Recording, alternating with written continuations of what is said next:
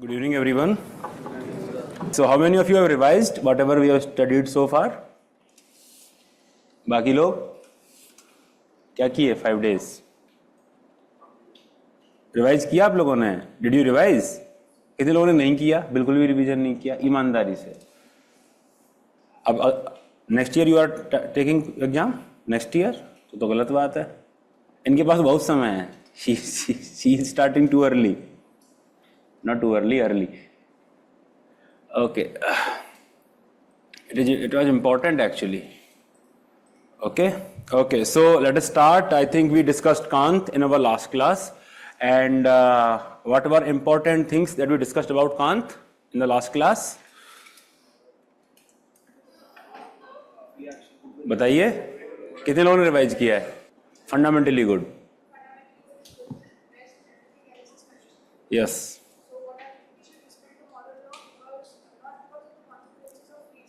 Yes. Respect of the moral law. Yes.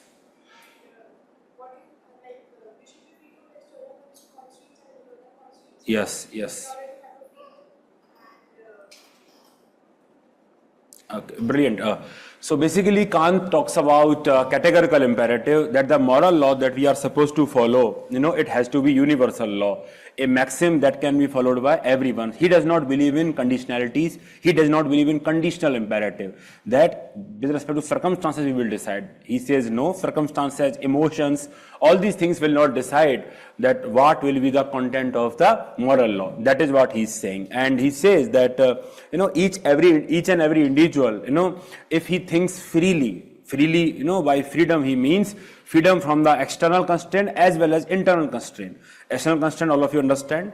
Internal constraint meaning the constraint of nature, that desires. So freedom from internal constraint basically means freedom from the natural constraint, because over which an individual does not have any control. So when one truly has freedom, he has free will. And then if you think very rationally, if you think logically, then all of you will arrive at the same moral law only. And that is why that law will become universal only. All of you understood this part or not? Because since there is no difference between you and me, because we are free from external as well as internal constraints, so there will not be any difference in the thinking. That is what Kant will. We will criticize him, of course. We will not spare him. And that is why that law will be universal only. Understood? So one important thing about Kant is that it is based on rationality. The moral concept is based on rationality, and that is important. And then he says that the moral law, is actually given to us by ourselves only. There is no one else which is giving us that moral law. Because if someone else is giving us that moral law, that will be external constraint only. Okay, so that is important thing about Kant. He says that each of us, will give that moral law to ourselves only through logical reasoning. That is what Kant is saying. And in that respect, he says that each and every individual, each and every human being should be treated, not merely as a means budget, but an end in themselves, because each and every individual has rationality, each and every individual has dignity, and that is why one should not try to deceive anyone, one should not try to manipulate anyone, because that is against the basic dignity and rationality that he or she is possessing. I gave you the example. I think someone asked me, I think you only asked me, that what do I mean by merely using as a means? It simply means that no, I'm thinking of nothing else except fulfilling my own objective of manipulation when I'm talking with respect to relationship between you and me. That is what I'm talking about. So if I say that I will get you 200 marks in ethics, then I'm not respecting your basic sense of rationality. I'm not respecting that. I'm simply trying to manipulate you. Understood? So basically, then I'm using you as a means only. That is what Kant is saying. So we should not use each other merely as a means, but an end in themselves, because each of us has dignity. And the example of using humans as a means we discuss in the context of uninformed clinical trial, informal employment, bonded labor, manual scavenger, all these people, where the choices, they are not taking up the choices willingly, the choices are imposed on them. Understood? Understood or not? So that is what Kant believed. And he also talked about that when we are making the law, we should we should be willing to follow that law as well, principle of reciprocity. We should be both legislator as well as willing to be legislated by the same law. That is important, because as I gave you the example, that if suppose we have to decide whether we should have anything called reservation in our society or not, given that there is so much of disparity. So since we are free from every constraint, including our own sense of identity, then what we will decide? We will decide that, yes, reservation should be the idea of reservation should be there. We can discuss the content and form later. So idea of reservation should be there. So that's what he said, that once we decide that the principle of reservation should be there in the society, later on we should not, we should be willing to be governed by the same law, even if we turn out to be the people from the upper class or the higher caste. So we should be willing to be legislated by the same law, and that law will be fair. Understood or not? So that is what Kant is saying. So it is very, very important. Kant is very, very important. So basically the perspective of Kant is that each of us should be doing our duty, because the categorical imperative asks us that each of us should indulge in reasoning, rationality, and when we do that, we will arrive at the same moral law, and we should follow that, unquestionably, basically. And if we are not doing that, if we are doing kintu and parantu, if ifs and buts in that, and then we are actually not following categorical imperatives. So in case studies, whenever you are taking, sideways, whenever you are not doing your duty, you are violating categorical imperative. Always try to always look upon these important tests whenever you are evaluating the options in your case study. The test is whether you are using any human as a means only, whether whatever action you are making, can it become a universal law. And another important aspect is that whatever you are doing, in terms of can it become a universal law, and will you be willing to follow that, if you were in the other's place. That is equally important. I will give you the example in the case study in 2017. One case study was there in which you were going to UPSC interview and some road accident was there, and the injured person was your relative. That case study was there, and then in that case study, suppose you take the decision that you will be attending the UPSC interview because you have worked so hard for it, otherwise country will lose on a very competent officer, if you believe that. So what is the important demerit from the perspective of Kant is that can it become a universal law, that the people, they keep on going to, whatever important task that is there, and leave the road accident victim unattended on the road. Can it become a universal law? Because if it becomes a universal law, then there will be problem. Understood or not? And whether if you were in the place of that road accident victim, what would you do? Because the principle of reciprocity demand that would you rather accept this fact that someone will go to the interview and leave you unattended, being as a road accident victim.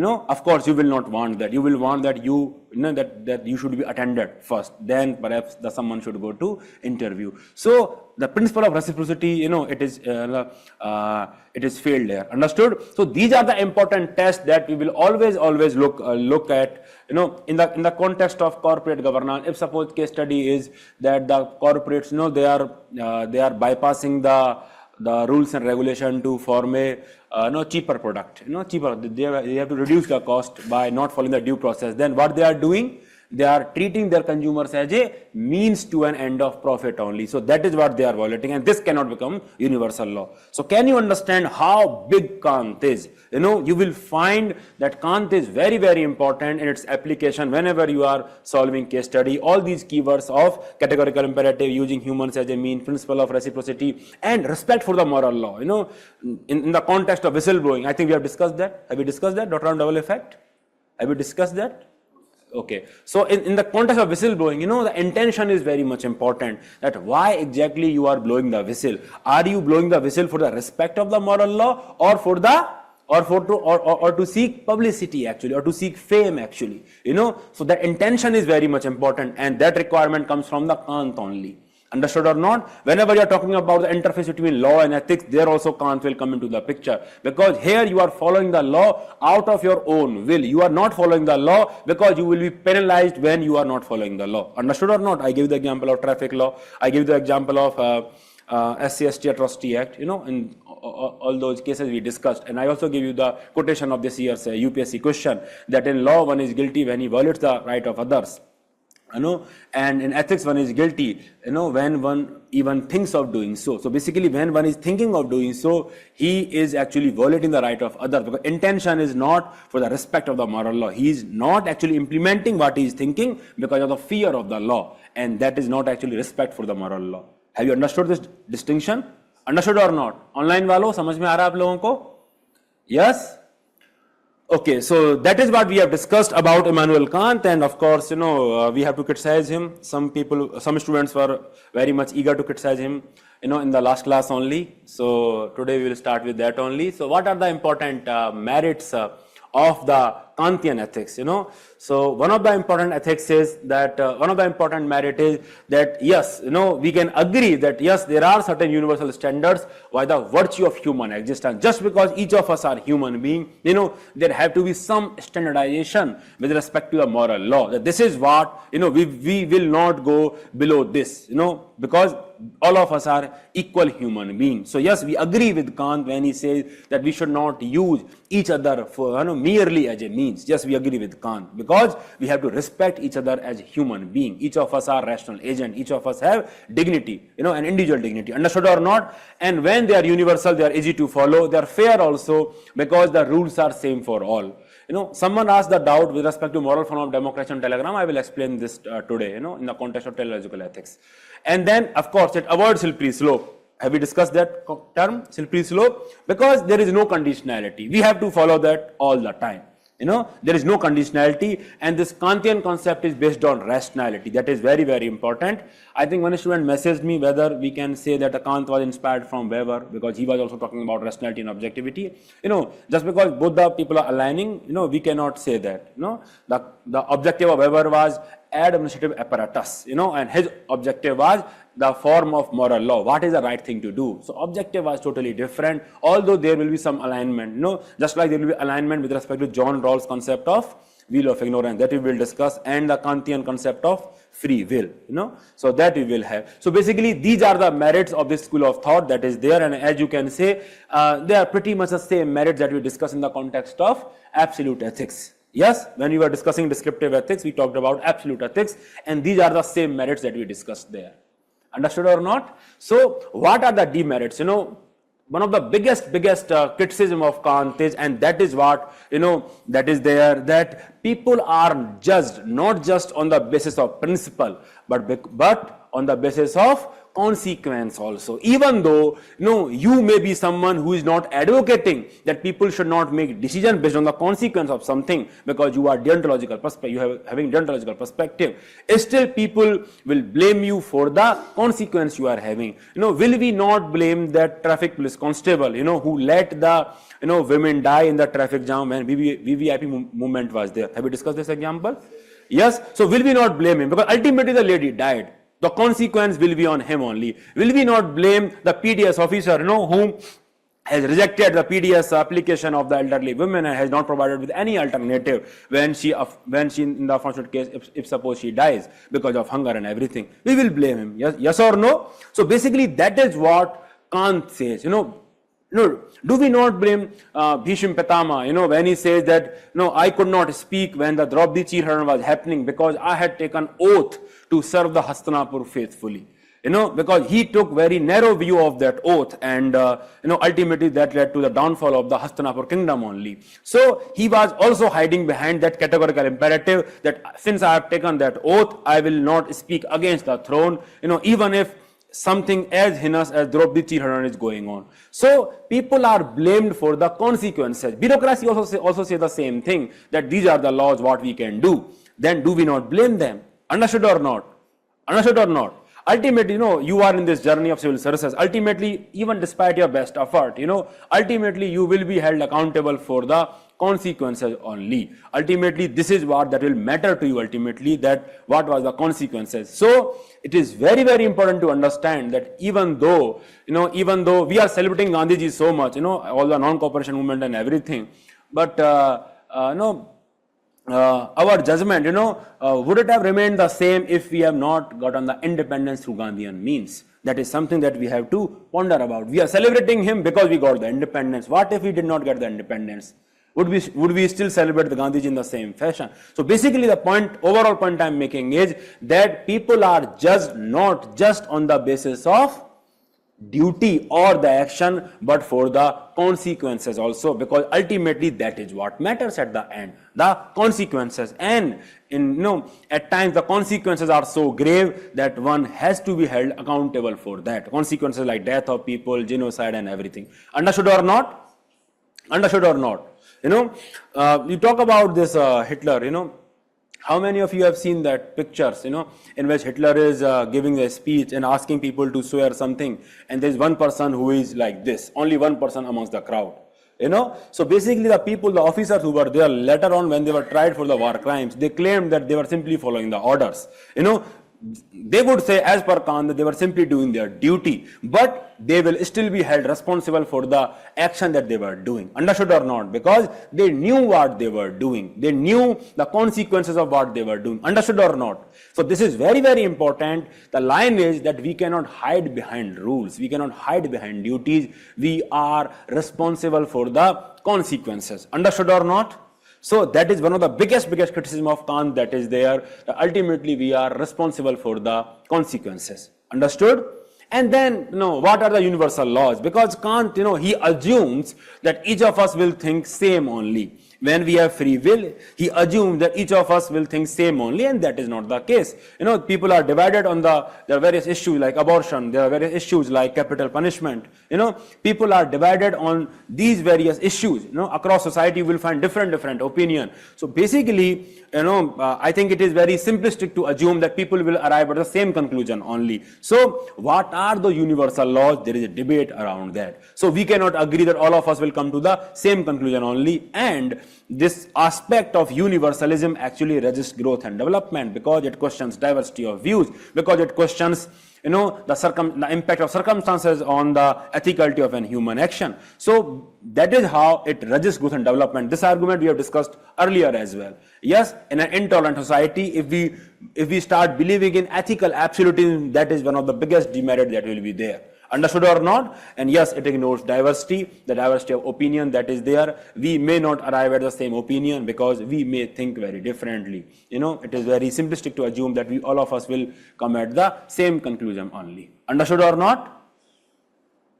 Online walo, understood or not? So Kant did not talk about consequences and accountability, but only about duty. So this is the criticism. Yes, this is a criticism. I am talking about criticism only. I am talking about criticism only because the Kant is saying that you have to do your duty, and you are doing duty for the respect of the duty. You should not think about the consequences. If you are doing your duty because of the thinking of the consequences, then you are wrong. So because Kant says that consequences are not in your control, and that is why you should not think about them. You have to be objective. So that is the actually criticism of Kant that is there. The fourth criticism is Fourth criticism is that people may not arrive at the same opinion, because Kant believes that if each of us thinks very freely, then all of us will come at the same conclusion only. But you talk about abortion, the people from a certain religion, the Catholics, I think they will have a very negative opinion about the abortion, but the pregnant woman, she might have different opinion that it is her, her body, her choice of, action actually, whatever she decides to do with the child. So basically, people can be divided on this also, on this also. So this is what, Kant did not address in his theory.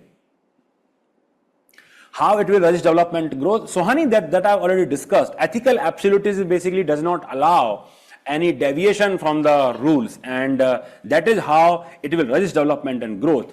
I think I gave you the example that earlier society used to believe in this geocentrism, that Earth is at the center and everything else in the solar system actually is revolving around the Earth. Sun is actually going around the Earth. That is what the belief of the religion on the church also was. And when people questioned that, since they were believing in ethical absolutism, they were not allowing any question with respect to those beliefs, and that is how it resisted growth and development.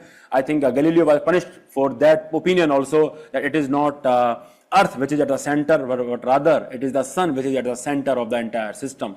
So that is how it resists development and growth. Ethical absolutism of any nature will always resist development and growth, because you are not allowing criticism. You are, because of criticism only you grow. I think in UPSC one question was there, thinking is like a game, it does not begin until unless there is an opposition. So basically it is talking about that only. Until unless you have criticism, until unless you have someone to oppose your ideas, you will not truly get to the zenith of the thinking. Understood or not? So that is, yes, more or less that only, Navneet. Any other doubt online walo? Please note it, then we will discuss teleological ethics. Yes, more or less that only. Yes, Kanak. Slippery slope is basically, that when we are following a principle and one day we decide that, that because of X reason we should not continue to do that because this demand an exception. Then it says that once we start slipping, even for the good reason, later on we will keep on slipping because of wrong reason. Once you do a sin, it is easy to do it again. I think I gave you the example of that PDS officer. Suppose he breaks the law, and he breaks the law in the context of the elderly woman who is there, and she is not having the eligibility criteria fulfilled for the PDS ration. And if he is breaking the law to provide ration to that elderly woman, and then later it will be easy for him, later on he will easily break the law for himself also, for corruption also. Just like you, when you take break because you have studied, so well for last 3-4 days, but then your break will, continue for another 3-4 days. You keep on slipping all the time. So that is what slippery slope is all about. Understood, Shivangi? इस example समझ में आता है सबको. Can we say, sir, the objectivity has limitation with respect to circumstances? Yes, objectivity definitely a limitation. We have discussed that. Khushi, we have discussed already that objectivity has limitation. We have discussed that, haven't we? When we talked about the foundational value for civil, वो topic पढ़ा दिया है ना आपको? So वहाँ पे discuss किया था limitations of objectivity. No, broken window theory is bit different. आगे चलते हैं, ठीक है? आप इसको नोट कर लीजिए. I will see how many doubts we have gathered, then I will try to have Zoom session in this week only. If any of you have encountered any doubt during your revision, kindly fill the Google form, we will discuss. Understood? So, let us move to the next school of thought, and that is teleological ethics. Teleological ethics, unlike deontological perspective, talks about consequences of human action, that we should do what actually lead to the good consequences. That action is right if it leads to good consequences. So basically, ant wala to sab wala, something like that. So basically, that is what teleological ethics is all about. Understood or not? Now, under this broad school, there is one important school that is called utilitarianism. Do you understand the word utility? What is utility for you? Something that gives you some value. Understood? That if you have entered into this course, then it will have some utility for you if it helps you in writing good answers and ultimately scoring good marks in ethics. Understood or not? So that is what utility is all about. That what is the utility of something that you are already doing. Understood or not? That is what utilitarianism is all about. So utilitarianism is basically the action when you are deciding whether this action is right or not. You are thinking from the perspective of utility, whether it will give you fundamentally, ultimately some overall utility or not. Basically, when you do the cost benefit analysis, whether it will help you or not. Understood or not? So that is what utilitarianism is all about. Basically, that action is ethical which maximizes utility for you, which maximizes happiness for you. Understood or not? That is what utilitarianism is all about. Now, under this school of thought, there are two broad schools. There are two thinkers that are there. We'll discuss these two parts later. One thinker is Jeremy Bentham. He believes in quantitative aspect of utilitarianism. He says that nature has placed mankind under the governance of two sovereign masters. One is pain, another is pleasure. So basically that action is ethical if it maximizes your pleasure and minimizes your pain. Understood or not? And he believes that, whatever action you are taking. You simply have to see whether it is actually leading to overall pleasure or not. Overall pleasure, basically net pleasure, pleasure minus pain. Basically, he believed in the quantitative aspect of pleasure, that a pleasure or pain you can actually quantify it. There is nothing qualitative about the pleasure, and basically the pleasure is same only. No, that is what he believed in. So if you are stealing a bread and then eating it, or if you are paying for the bread and then eating it, as per Bentham, it will give you the same amount of pleasure. For Bentham, there is no difference between different type of pleasure, and there is no difference between the pleasure that you get from the, satisfying your bodily urges, or from your intellectual desire, or from a spiritual, spiritual desire. So basically, as per Bentham, there is no qualitative difference. Everything is quantitative, and you can actually quantify. So basically, when you have to judge whether that action is ethical or not, you simply have to quantify thing for yourself, that is pleasure or pain. Understood or not? So basically, that action is ethical, that will maximize pleasure for you and minimize pain for you. And he believed so much in this quantitative aspect of pleasure and pain that he even gave this hedonic calculus. Hedonism is basically a philosophy that talks about that individual acts to maximize their pleasure. So hedonic calculus, it will never be asked in UPSC examination. And that is why you should not note it actually. Okay, it only for the purpose of explanation I have included it here, that this hedonic calculus is basically the variables on which you can actually quantify the pleasure. That is what he is saying, that we can actually quantify the pleasure, that what is the intensity that is there. You go to bar, and you order some drinks for you, then it will be like that, what is the intensity of that pleasure, Understood or not? ये आपको समझ में आ रहा होगा, that is why I give this example. So then you can quantify that what will be the intensity of the pleasure that you will be deriving from that. Then duration. What will be the duration of the intoxication? कितना देर आपको असर रहेगा? That is what you actually getting at. When you are quantifying that pleasure among different alternatives that you are having, so you are simply quantifying that what will be the duration. Certainty, whether there will be pleasure or not. ऐसा तो नहीं होगा कि कुछ हो ही ना. You pay for something and then you don't feel anything. So basically certainty. Similarly, you talk about purity. Will the pleasure resulting from the action would be followed by the pain? Whether there will be any hangover or not. The pleasure, will it be pure pleasure or there will be associated pain later on? Understood or not? So basically, he gave a certain calculus for the people, based on which people can calculate whether the pleasure, they can quantify the pleasure, and whether that pleasure is whether they are maximizing pleasure or not through their action.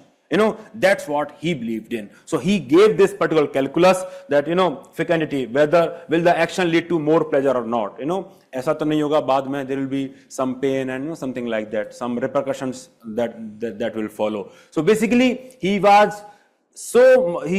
believed so much so in the quantitative aspect of utilitarianism that he gave this hedonic calculus for you to calculate, and that is why you would like to maximize the pleasure out of whatever you are doing. Understood or not? But when we talk about this particular perspective, the individual would like to maximize their pleasure, don't you think there will be anarchy? Yes, there will be anarchy, because of course I would want that I should have a lot of money. Of course anyone will want that they should satisfy their bodily urges the way they want, and of course anyone can think that it will create anarchy. Lot of anarchy there will be there. So he says that the pleasure, it is not the case that only pleasure is there. There are certain action. The pain is also there. There are 4 sanctions that are there, and because of these sanctions, there are associated pain. And he gave this example of natural pain. Suppose if you are having this intoxication, any drink any alcohol you are having, or whatever you are doing. So suppose it is giving you pleasure, then why you are not drinking to death? Why you are not drinking like anything? Because since it is giving you pleasure, then you should not stop. Because that is what Bentham is saying, that you should maximize your pleasure, and that is why you should maximize the drinking that you are doing. Understood or not? But you don't do it because you fear death. There is a natural sanction that is there, that your body will reject it ultimately, and then you will die. So because of that sanction, you don't overdo it. So that is why you have to maximize the pleasure, by avoiding this pain of death. Understood or not? So that is the associated sanction that is there. Understood? Similarly, political pressure, the political sanction is there. That is basically law that is there, and that is what should prevent people from doing whatever they want to pursue their individual pleasure. Of course, anyone will want that since he is seeing the money, he will simply rob it, he will steal it. So why they are not doing? Why they are not doing? Because even though they will get pleasure from the money that they are stealing, later on it will be followed by pain, the pain of punishment, because political sanction basically means law. The law will be there will be punishment, and later that person will be imprisoned, or fine will be there, or something like that will be there. And that is why that individual is not committing that particular act, because ultimately he has to maximize the pleasure. And in this case, stealing will not maximize the pleasure, it will minimize the pleasure, because there will be pain associated because of the political sanction that is there. Understood or not? Similarly, social sanction is there. Society, how many of you know what is incest taboo? Incest taboo. Okay, so incest taboo is basically, in societies, the sexual relationship between very close relationship is barred. Society simply does not allow it. In whichever society you go, there are certain relationships, which are not sanctioned by the society itself, and that is why you will not see the marriage between father and daughter and, mother and son, something like that, because these sort of relationships are barred by the society, So that is why humans, when they are governed by their bodily desires, and when they are governed by this bodily desire, and that is why they do not engage in those acts, because there is associated pain, the pain of social boycott that is there, that if you indulge in such behavior, if you indulge in such animalistic behavior, the society will outcast you. Society has placed certain sanctions, and those sanctions will ensure that there is pain for you, and that is why net there will be pain for you, and that is why individuals do not follow that. That is the explanation of Bentham actually. Okay, so that is why individual action at individual level, that action will not give any net pleasure, because there will be associated social sanction of, for example, incest taboo on XYZ. Other sanctions are also there. Similarly, religious sanctions are also there, because you don't do something because ultimately you fear God, and because of this fear of God, you will have this conscience, the guilt that will be there, and that is why you don't pursue bodily pleasure. And that is what he says, because of these sanctions, because of these pain that are associated, individuals looks beyond their personal pleasure and act for the happiness of all. And that is how they maximizes their individual pleasure, that they look at the pain aspect of it also, because of these four sanctions, that you should not indulge in the pleasure so mindlessly that it invite you death, it invite you political sanction or political punishment, or society would punish you for doing something that is against society. And similarly, they will be sanctioned by religion, because ultimately if you believe in God, then then you will fear God. There will be guilt ultimately if you do certain kind of pleasure. So ultimately net there will be pain for you. Understood or not? So that is what Bentham would say, that ultimately the action is ethical if at individual level it maximizes pleasure and minimizes pain. And because of that, because of this pain, individual goes beyond the personal act and act for the happiness of all. Understood or not? So that is the perspective of Bentham. But I think one aspect that all of us can agree on is that, it is not the same. All pleasures are not same. There is some qualitative aspect of difference that is there between different kind of pleasure. And that aspect is addressed by John Stuart Mill. He come from the school of qualitative utilitarianism. Utilitarianism, again the same thing, you have to maximize the utility, you have to maximize the greatest happiness or the greatest pleasure for the greatest number of people. Maximum utility should be there. But here he has included, apart from quantity, there is qualitative aspect also. So as per him, pleasure or pain, they cannot be quantified, and they are subjective. They vary from person to person, and the pleasures, there are certain pleasures which are superior than others, and he calls those pleasures as intellectual and spiritual pleasures. He says that not all the bodily pleasures, they are lower degree pleasures. If you are following bodily desires, then they are lower degree pleasure. Sasta nasha hai wo, that is what he says. And you should indulge in intellectual and spiritual pleasure, because they are higher order pleasure, because he believes that there is qualitative difference between different kind of pleasures. Understood or not?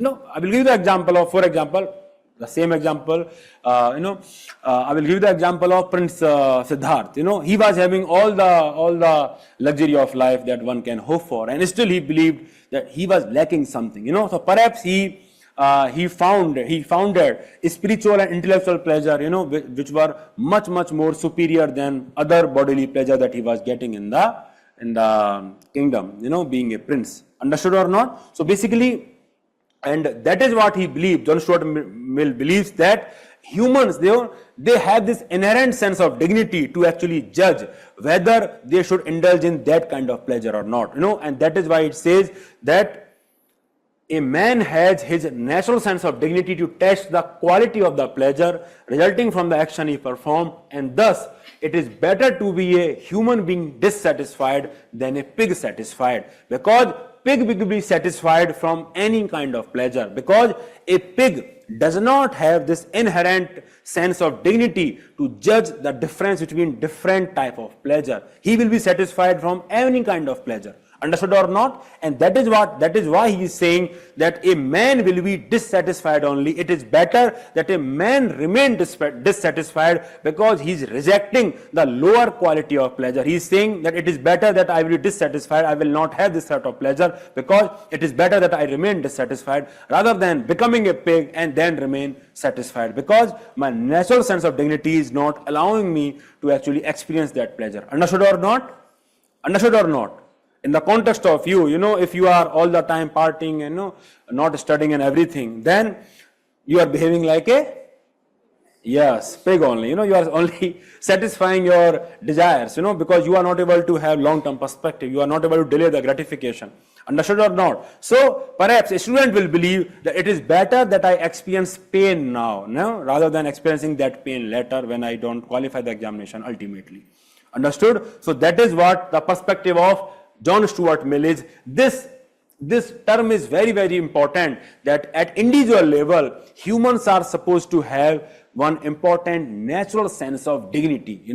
That sense of dignity will allow them to judge different aspects of pleasure qualitatively, that they will judge that this is the kind of pleasure that they should indulge in, and this is the kind of pleasure that they should not indulge in. Understood or not? And a competent person, a human being which will have that sense of dignity, will choose always the higher quality pleasure. He will perhaps remain dissatisfied and perhaps in pain. He will choose that pain over the lower quality pleasure, and that is why this line, it is very important. You should remember this line, because any question on emotional intelligence, when you are driven by emotion, when you are driven by bodily desires, you can write this line, that when we are governed by anger, when we are governed by, we are behaving more like an animal than human being. Understood or not? So this is what we can write.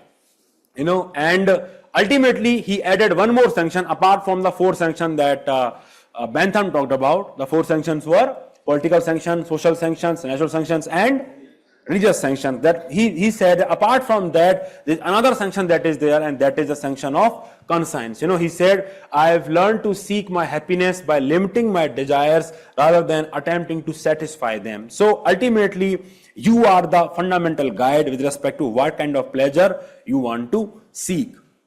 Understood or not? So have we now understood the difference that is there between Bentham and Mill?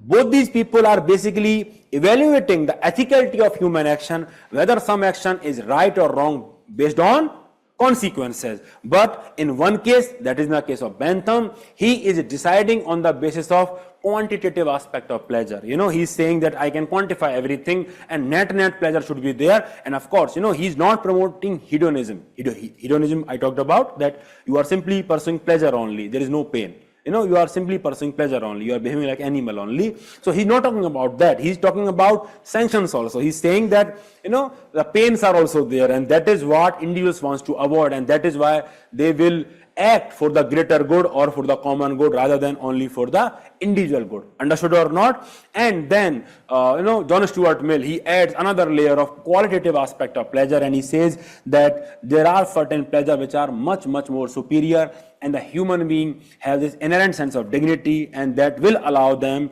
to distinguish between different kind of pleasure. and that is why it is better to be a human being dissatisfied rather than becoming a pig and then remaining satisfied, because your inherent sense of dignity would not ask you to get the pleasure from the lower set of pleasure. Understood or not? And that is why, whenever we hear of, all the case of rapes and everything, we call those people what? Animals only, because they are satisfying their bodily urges through the sort of action that are animalistic in nature, that are disrespecting the human dignity, that are disrespecting anything that can be called human. Understood or not? And that is why we call them animals only. Yes, that is why we call them animals, because that person is driven by lower quality of pleasure. He is not having that inherent sense of dignity to judge that this is not the same pleasure, this is not the same pleasure, and he is not looking at the human dignity aspect. He is not having that inherent sense of dignity when he is committing that crime. Understood or not? So that is why we call that person animal. Now, initially there were two terms that were there. One was act utilitarianism and another was rule utilitarianism. So let us discuss these two terms. In act utilitarianism, we are deciding on case by case basis. On every action we will decide that what will be the consequence of that action. On case by case basis we will decide that what we should do. That is what act utilitarianism is all about. It mostly focuses on individual action, and individual will try to maximize the pleasure and minimize the pain, and Bentham believed in that. That is act utilitarian. Every time you have to do this calculation. On the other hand, John Stuart Mill talked about rule utilitarianism. Listen to me very carefully, that here you are making a general rule, that in these circumstances we will follow this rule because ultimately this rule will result in maximum utility. Here also we are following the rule, but the difference with Kant is that this rule is decided on the basis of net utility. Ultimately there should be positive consequence of that. Understood or not? That is what we need to understand. समझ में आ रहा है कि आपको नहीं? I will give you the example of EIA and SIA, environment impact assessment. Whenever there is a conflict between development and environment, we don't decide it, like afresh. There is a set procedure that are there. There are set regulations that are there. So those rules and regulations we have framed on the basis of our assessment. Ultimately, this will lead to the net positive outcome only to the society. Greatest happiness for the greatest number of people. Because we will do the environment impact assessment of, let's say, mines, or let's say, any dam, whatever the development project that we are building, we will do the net assessment. We will see that what is the consequence of that action, what is the negative, what is the positive, and we will do the net aspect. And then if we decide that this project is good, then we will go ahead. Understood or not? So here we are following a rule. That rule is applicable to all the projects that come in the similar circumstances. So that is the example of rule utilitarianism. Understood or not? Similarly, the example of section 144, the curfew is imposed. So in section 144 is another example of rule utilitarianism. That rule has it has withstand the test of the time, that ultimately the governments have invoked it for the greater good only. Of course, it gives you certain pain, that it curbs your liberty and everything, but it provides greatest happiness for the greatest number of people because it helps administration in ensuring law and order and security. Understood or not? And on that basis, we are actually justifying the law. I will give you now another example. That example is section 66A of IT Act, Sher Singhal case, in which Supreme Court, made this particular section unconstitutional. Now, this is the example of, now the rule was framed by the government thinking that, if we invoke this rule, we will be able to protect national security and national interest, even though it may impinge on liberty of individual. Understood or not? But based on the experience, based on the historical experience of many decades, Supreme Court found that this rule was more abused than used. And that is why this particular rule has chilling impact on liberty of society. That is what remarked by Supreme Court of our country in Sher Singhal case, and that is why they made this particular rule as unconstitutional. So basically, it failed the test of rule utilitarianism because ultimately it was not able to bring overall happiness to the society. Understood? Based on the experience. So now have you understood the difference between act utilitarianism and rule utilitarianism? In rule, we are making a rule that will be applicable in similar circumstances, and we will be following that rule. Of course, that rule has been decided on the basis of consequences only, that ultimately consequence will be like that. In act, there is nothing consistent with respect to act utilitarianism. Individual decides on the basis of quantitative aspect of pleasure and pain, and that is a difference that is there between act utilitarianism and rule utilitarianism. It talks about individual action, it talks about general rules, maximizing utility in each specific situation, following rules that generally maximize utility. Rules decide that maximum utility should be there. It is more flexible because you are deciding on the each and every time, and it is less flexible because here you are focusing on universalizing that law, that rule. Understood or not? So that is a major difference that is there. Less stable, something like that. So you can simply go through that. Understood? So now you can note it. Any doubt so far? Now we can discuss doubt, I think. How is it different from Kant's utilitarian? Kant never gave utilitarian principle. Did Kant talk about utilitarianism?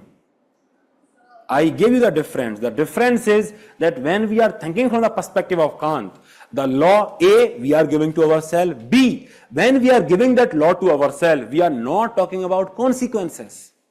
We are following the law for the respect of the law. That is how it is different. But here we are talking about consequences. I think I gave you the case study of the sand mafia. Your SP, recently posted in a district that is prone to illegal sand mining, and you are taking action on the illegal sand mining. So if you run away, if you seek transfer, then as per consequentialist, the act will be unethical because that action will lead to gross unhappiness in the society. It will embolden the sand mafia, illegal sand mining activity will continue, morale of the bureaucracy will be down, etc. And for your own benefit also, it will not be good, because it will be reputation, crisis and everything. So that is what we are thinking from the perspective of consequences. But from the perspective of Kant, we are talking about duty. That we are not doing our duty. We are supposed to do our duty, but instead we are choosing, to seek transfer. So from the Kant perspective, we are not talking about consequences, that what it will lead to. We are not talking about that. He is restricting you that you are not simply doing your duty. Can it become a universal law that each and every SP who comes there, and he is seeking transfer every time he is threatened by the sand mafia, can it become a universal law? It cannot become a universal law. So that is why you are violating that principle. So that is how this rule is different than the moral law of Kant, because it is not focusing on consequences. That is what I discussed also when I was discussing this concept.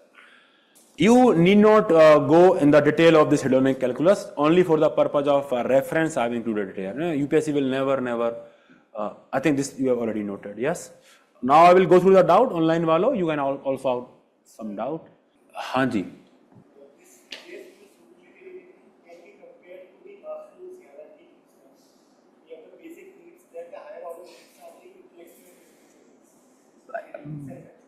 You can do that, but I will not recommend it doing that in the context of examination. No, from different perspective you can discuss. Sanction of Bentham, the additional sanction of Bentham. He believed in the first 4 sanctions, he added another 5th sanction, and that is conscience. Yes, it is more or less based on that only, but the difference between crisis of conscience and dissonance, everything, Navneet, that I will discuss in the later topics. Okay. Sir, Anjali, I am addressing you now. I understood the point of quantitative utility, but what does the statement specify? No qualitative difference between different pleasure. It is saying that the rape will give the same pleasure, that a consensual sex will. That is what he is saying. There is no qualitative difference between the pleasure. I gave the example that if you are having a bread by stealing it, it will give you the same pleasure if you are having that bread by paying for it. So that is a difference between quantitative and qualitative aspect, because in this aspect there is a guilt associated. The action that you are doing is not that qualitative. Another aspect is that bodily pleasure, we don't rate them much higher. We rate intellectual pleasure and spiritual pleasure higher, as per, of course, Mill I am talking about. someone is there, he's living his life simply satisfying his bodily pleasure, he wants to eat good, he wants to, smell good, all the bodily pleasure he's pursuing. There is nothing intellectual about him, there is nothing spiritual about him. So he will be judged that he's living a life of animal only because he's pursuing bodily pleasure only. So that is what he believed. And intellectual and spiritual pleasure will allow you to live a more fulfilling human life. The context, I will give you the virtue ethics, I will discuss that context of unexamined life is not worth living. That is what we are getting at when we are talking about bodily pleasure and intellectual and spiritual pleasure. Understood? Whosoever is asking doubt, please do write, whether they understood or not. Both focused on the end only, Ragini, because both of them believed in utilitarianism, that essentially means maximizing the utility, and that is end only. So both focused on end only. Act utilitarianism simply means on case by cases you will decide. There is no rule that is to be followed. For example, I will give the example of Robin Hood. He will simply decide that he will steal from the wealthy person and will distribute that money to the needy people, in the poor people, because it will hurt only one person, but it will benefit, let's say, thousands of people. So he will believe that what he is doing is right only. So that is act. There is no rule. Rule is basically when we are framing a rule based on the consequences. So rule utilitarianism, the great example are section 144, UPSPA. In all these examples, we are imposing the EIA. In all these examples, we are imposing those rules and regulations because we believe that overall they will give you happiness, even though they will give you some cost. In the context of development versus environment, there might be some environmental cost, there might be displacement to the tribals, but overall we believe that it will give us developmental benefits only. Sustainably also we can do it. So that is why we do the EIA. So EIA is a rule now, and in every of these developmental projects we follow that rule because we believe ultimately on the basis of consequences we will be able to decide. Understood? Vikas ji, understood? नीचे ले आइए इसको. Hedonism is basically, pleasure, that you are pursuing pleasure. Hedonism is that. Yes. Hedonism is that only, pleasure, that you are maximizing pleasure. Yes, abrogation of Article 370 can be the example of, that you have done away with a rule that you believed was not, proven to be utilitarianism. I will leave screen. Okay. Rashri, I just gave more explanation to rule utilitarianism. Please let me know if I have to repeat that again. नीचे ले आइए. I will move. Yes, it has. Shweta ji, I think any human action, just as the example of the Sand Mafia IPS officer that I discussed, it is governed by so many perspectives. So we cannot always say that the reservation is governed by utilitarian perspective only. It is more governed by distributive justice. So that is the primary objective that is there. Okay, so now you can note it. How are we linking utilitarianism to the qualitative aspect of GST? That's what he believed in.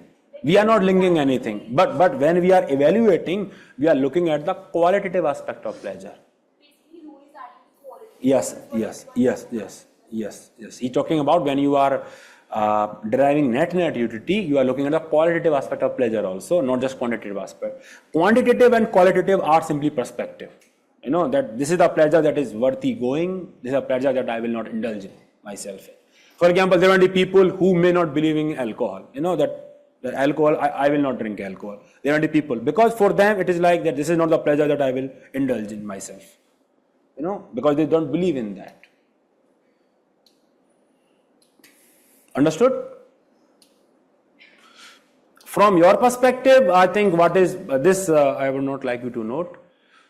From your perspective, these are important things, and the line of pig satisfied and, human being dissatisfied, those lines are important.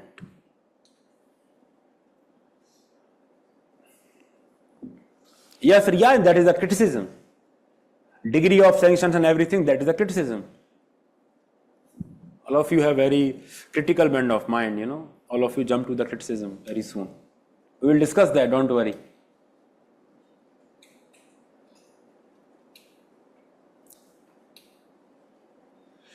Previous slide. G.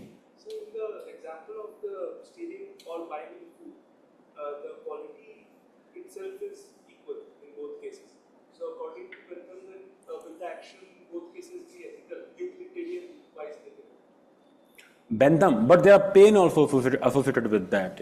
If you are stealing, then the pain of the law will come into the picture. Political sanction that was there. He says that is why individual goes beyond. कहाँ गया? पिछला slide में था. That is why individual goes beyond the individual sense of pleasure. And we'll talk about societal benefit.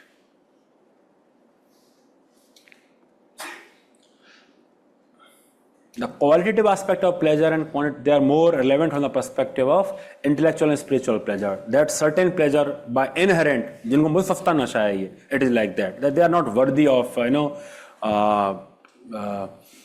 are not worthy of chasing actually. That is what he is saying. But in both cases, the amount of happiness from consuming food, be it from buying or stealing, will be the same Happiness will not be same because net there will be pain because of the sanction. because of sanctions.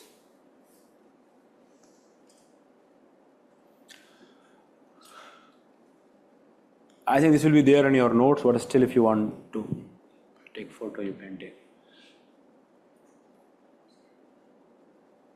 Yes.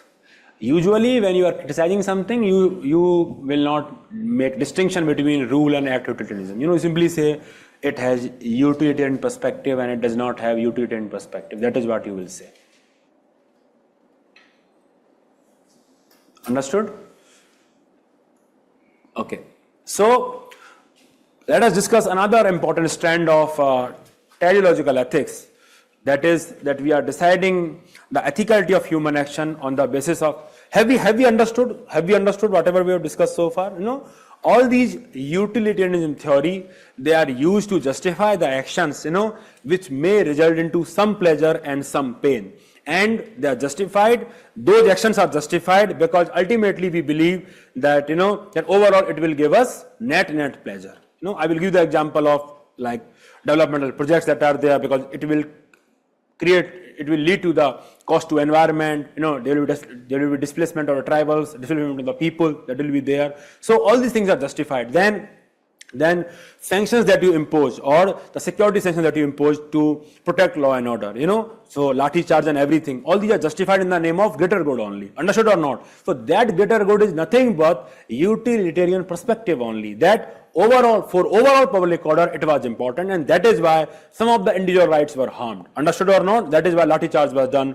That is why firing was done, and that is why terrorist was killed. We had to take away the life of the terrorist because ultimately we had to protect the entire society. That is what will lead to the greatest liberty of the society. Understood or not? So UPSPA, Section 144, all these are example. Internet ban, in the context of communal rights that are there. Government put internet ban. So all these are examples of utilitarianism only, where we are evaluating all those actions on the basis of net benefit. That yes, we acknowledge that we are giving some pain to certain people, but lockdown is another example of that only. That government put us in lockdown because government believed that overall it will lead to net utility or net pleasure or net happiness for the greatest number of people. So lockdown was an example of utilitarianism only, although it had the pain of economy was not there, unemployment, every factories, the economic hit, we took economic hit, and then liberty, we took the liberty of the people, we put them under constraint, so much of mental health crisis that was there, but net benefit was that we were able to avert a crisis, catastrophic crisis, because our healthcare system was not ready and everything. So basically, government, all these actions are justified. So now perhaps you can talk about more such examples which says that overall we are taking this decision on the basis of net benefit. Understood? I will give you another example, another very good example. This RTI, and that is the example of rule utilitarianism. RTI tends to promote transparency. Yes, at the same time there is Official Secret Act that is there. Understood or not? And both of them are act only. Both of them are act only. They are having the force of act. Yes, and one is supposed to safeguard the information, secrecy, one is supposed to promote secrecy, and another act is supposed to promote transparency. So if we, that is the one of the major criticism that is there between when we follow duty mechanically, that there can be conflict. There can be law which can come into conflict with each other. In this case, the law of Official Secret Act and RTI is coming in conflict with each other. So now what we will do? So the rule utilitarianism, it has provided a section in RTI Act that wherever public interest outweigh everything that is covered by Official Secret Act, the officer, the PIO may disclose the information. So the test here is public interest, that overall public interest, basically greatest happiness to the greatest number of people. Yes or no? समझ में आ रहा है कि नहीं आ रहा है? Yes. So that is what rule utilitarianism is all about. That you have provided a rule within the RTI Act that if there is a conflict between Official Secret Act and RTI Act, that you can go ahead and disclose the information even if it is against Official Secret Act, if it leads to overall net public interest. So this net public interest is nothing but net utility that you are deriving after violating Official Secret Act and implementing RTI Act. समझ में आया? Understood? So that is a great example of rule utilitarianism. That is, rule has been made. Now you have to follow this rule.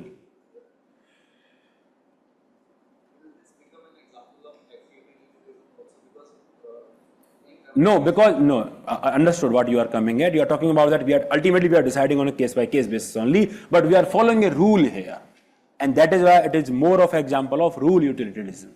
If you are deciding on an ad hoc basis, there is no rule that you are supposed to follow. Here the rule is very much given to you that you have to see whether RTI, it outweighs the Official Secret Act content or not.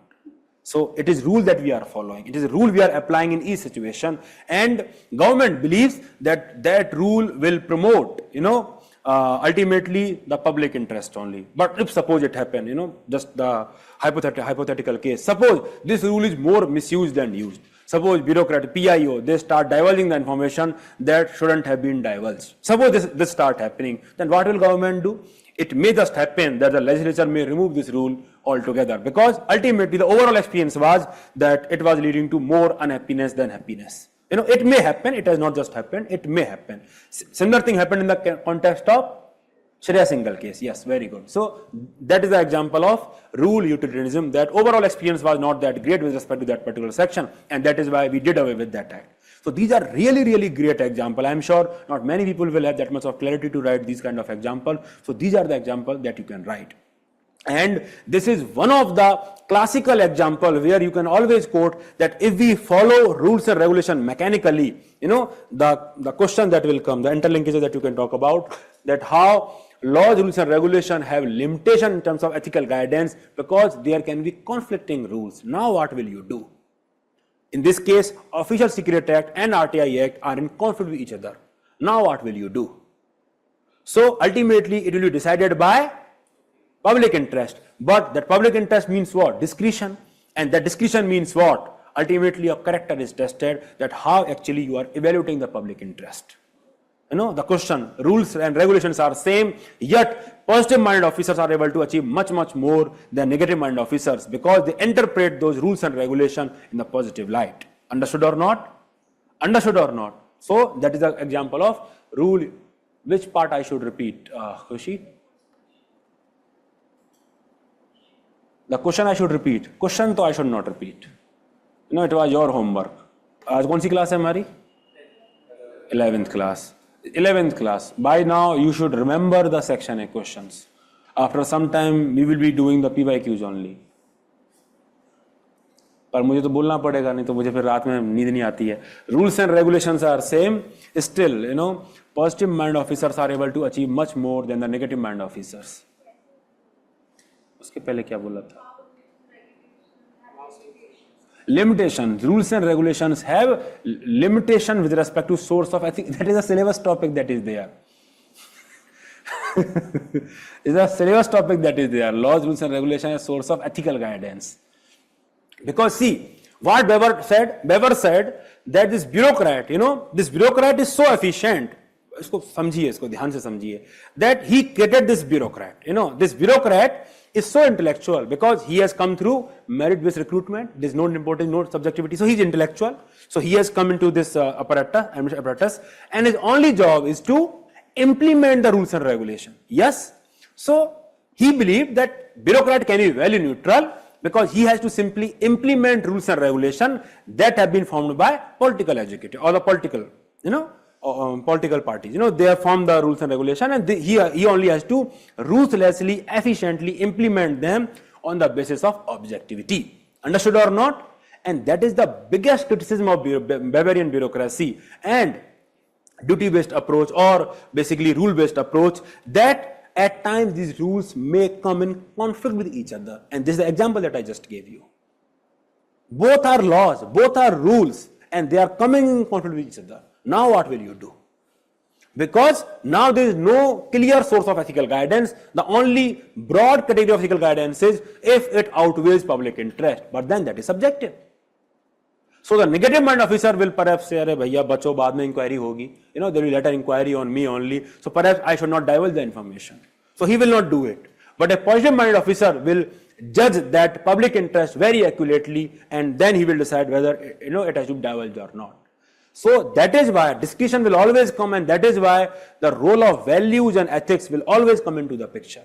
So how you are deciding that discretion, is actually decided by your sense of morality.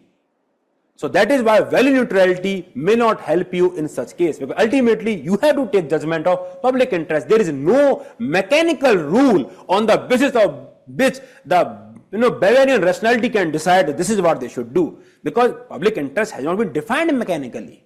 You have to take the judgment. Another very interesting section of RTI Act is Section 5.3. I think you can note that also. Section 5.3 of RTI Act. It talks about क्या है ये? No. Section 5.3 talks about that the PIO, he should render reasonable assistance to someone seeking information. Now, what is meant by reasonable assistance? Of course, it will be decided by the PIO only. So, a person who is driven by compassion, who is driven by dedication, public service, he will actually help the applicant in terms of seeking the information, that this is how you should fill the form and this is how you should do it. But a person who is driven by Bavarian bureaucrat, or this attitude, status quo, he will not help. Because the reasonable assistance is subjective in nature. No one can quantify what a reasonable assistance is. So basically, the interpretation of reasonable assistance will be decided by your commitment to public service. And that is why, again, rules and regulations may not have necessary guidance available for you. Because ultimately, you have to decide yourself. And this is what Weber could not understood. That, ultimately, there will be discretion. So facts, all these things, ultimately values will come into the play.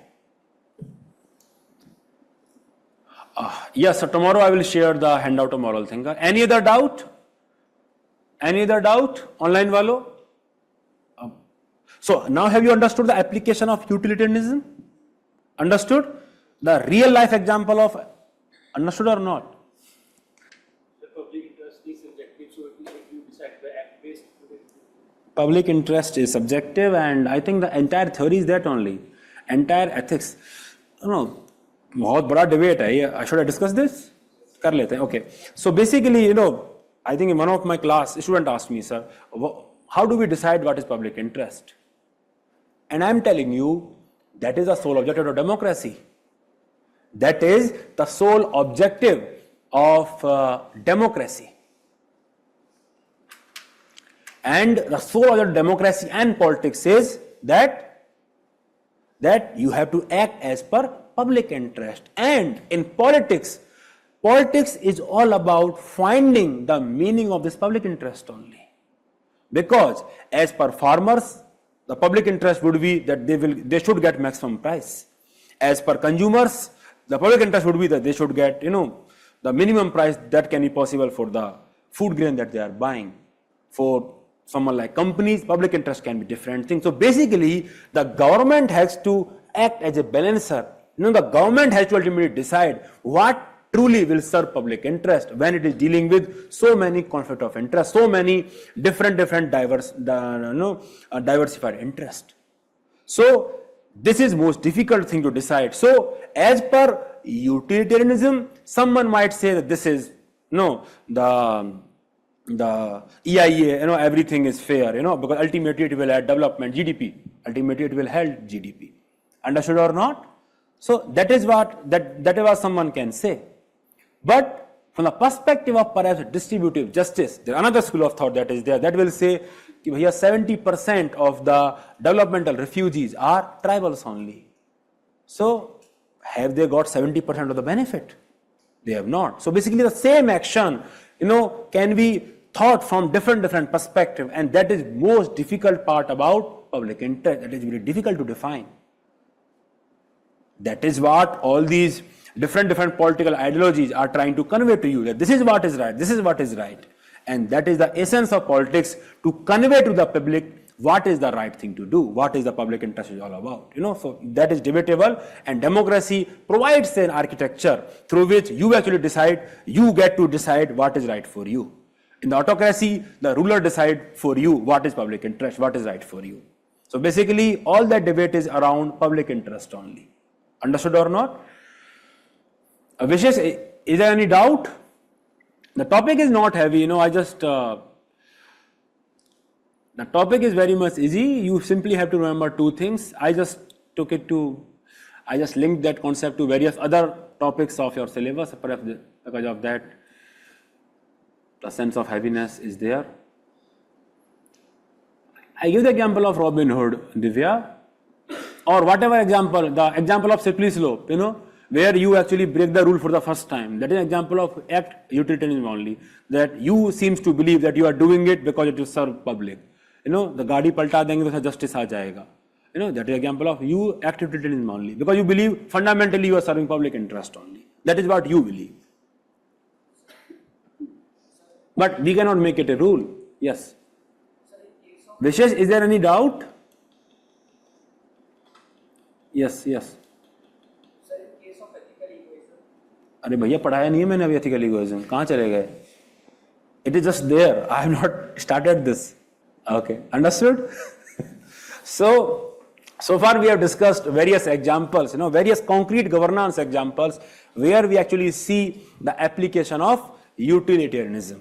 That because of this, and often the circumstances which have certain cost associated or certain pain associated, they are justified by the name of. Modi ji ने क्या बोला जब हुआ demonetization, क्यों कर रहे हैं? There was so much of pain that was there with the demonetization, but still it was justified in the name of public interest, that it will curb terrorism, the black money will go, and whatever the reasons were cited. So those were the public interest that was cited, that because of that you have to endure, and you have to endure all the pain. So all such action, usually the example of utilitarianism only, because otherwise why would government implement, ostensibly it will do it for the public interest only. So let us come to the other strands of the teleological ethics. अब आगे पढ़ाया जाए आपको, आप people are saying that it is heavy. बताइए आपको समझ में कौन सा part नहीं आया है?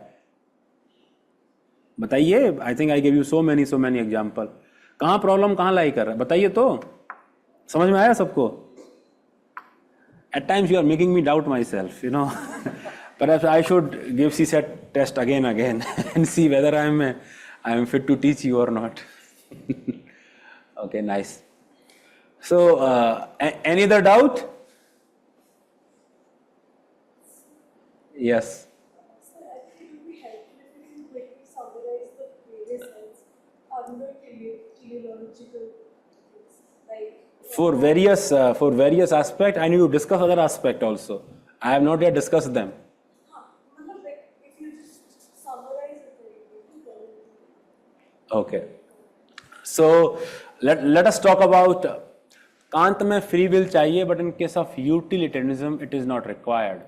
See, in the case of utilitarianism, he is believing that the conscience that is there, or the other sense of judgment that the law will punish you and everything will punish you, that judgment will help you in terms of taking the right decision. He is believing in that pain, that pain will guide you in terms of taking the decision. I will show that later. Okay, so let us talk about other aspect of teleological ethics. So, teleological ethics, one thing is common, that we are deciding the ethicality of human action on the basis of consequences. So, in the case of Bentham, we talked about quantitative aspect. In the case of Mill, we talked about qualitative aspect. In the case of ethical egoism, it is a very, very important, very important strand of School of Ethics, something that will help you in writing a very beautiful answer. This believes that, you should not go for the greatest good for the greatest number of people, because usually it is a sham. Usually it is a way to harass individual rights. Usually it is a way to suppress individual rights. It is give the example that there have been various wrongs that have been justified in the name of greater good. It gives the example. I just give you one example, where one particular action was justified ostensibly for the greater good, but there was no such greater good associated with that particular government action. Understood? So basically, in the name of greater good, so many things have. The Germany, all these, the rebirth of Germany will happen. The Hitler justified all those actions in the name of greater good only. That I have to do it because otherwise Germany will not, take the rebirth. Make Germany great again, something like that. So basically, that will not happen until we do something like this. So basically, in the name of greater good, this aspect of greater good has been misused by the authorities to promote their autocratic nature and subsume individual rights. Understood? And that is why this school of thought believes that action is ethical, which actually maximizes your self-interest, individual self-interest. So this ethical egoism is basically asking you that you take care of yourself, because society is nothing but collection of individuals only. If each individual starts taking, care of themselves, then ultimately it will help society in the long run only. So basically, just like aap bhala to jag bhala, if you take care of yourself, automatically things will take care of themselves. So basically, we would not need someone to say and someone to come and say that we need this for the greater good. All of us are self-conscious person, and we should do this because ultimately it promotes self-interest. That is what this believes in. That taking care of individual self-interest will automatically ensure that the societal interest is taken care of, because society is ultimately the collection of individuals only. So it says that individual can see that since the pollution is there and pollution is hurting them individually also, and that is why they should take the step to reduce the pollution. So they perhaps would not need any grand sermon by the government that because of this and this each of us should act. So individuals should take action at the individual level that promote their own self-interest. Now, if we look at ethical egoism from only this perspective, then it may not make a lot of sense to you. But I will give you now another perspective that will ensure that you understand that how important this perspective is. Now, there was one essay topic in the, you tell me, it is up to you to what level I can elevate this discussion. You tell me. One way is, देखो भैया ऐसे है, individual self-interest, that is what you have to write. Another way is that I interlink various concepts, I bring back some of the essay discussion into this, and then that will help you more. But by the look at your faces, I don't know, I'm not feeling very comfortable actually. बताइए. कौन सा? नहीं, वो कुछ नहीं कर रहे, अभी वो समझ गए. Okay. One essay was there. अब बहुत ध्यान से सुनिए, ठीक है? One essay was there. All these perspectives will help you in terms of writing, good essays. And I just give you the example that it will help you writing good answer also, because not many will have this perspective when they write their answer. So बहुत ध्यान से सुनिए. One essay was there that the hands that rocks the cradle rules the world. This essay topic was there. What does it mean? It means that it is actually the celebration of motherhood. Not just motherhood, it is basically celebration of mentorship, also the broader meaning of essay, but we will not go there. This poem was written in the context of motherhood. It was a celebration of motherhood. The hand that rocks the cradle rules the world. Understood or not? That mothers are so powerful, that they can nurture a baby who would ultimately rule the world. So if we look at it from this perspective, then there is nothing there is nothing harmful about this statement. But now let us discuss, in the motherhood has been glorified so much that the women's, they are judged from the perspective that how good their role is from the perspective of being a good mother, good wife, good daughter. As if there is no individual agency, as if there is no individual dream, as if there is no individual ambition, based on which the women can be judged. So for so long, women has been judged on the basis of roles they are playing. So they are expected to do certain sacrifices. That this is a sacrifice they should do because that will make them great mothers. This is a sacrifice they should do because that will make them great wife. And in that sense only, the statement is given that it is the hand that rocks the cradle rules the world. That the women can raise a future emperor. Such was the glorification of the motherhood that was done. But if she is having that kind of quality, basically that can, the kind of quality with respect to ruling the empire, then why can't she rule directly? Why can't she rule herself? Why would she need a child to rule the world? The other perspective is that the higher pedestal, another essay topic, the higher pedestal for women is equally a prison for them. So when we put women on higher pedestal, when we want to celebrate them as deity, as Devi, because they are doing so and so sacrifices, then we put them to such an inhuman standards, that this is what they are supposed to do. And we don't apply the same sort of standard to ourselves as men. And in doing so, we are glorifying their role as mother, as daughter, as wife. Because if they become good wife, they become good daughter, if they become good mother, ultimately it will help family. Ultimately it will help, you will raise an emperor. So basically the action is justified in the name of greater good of the family rather than the good of the women herself at the individual level.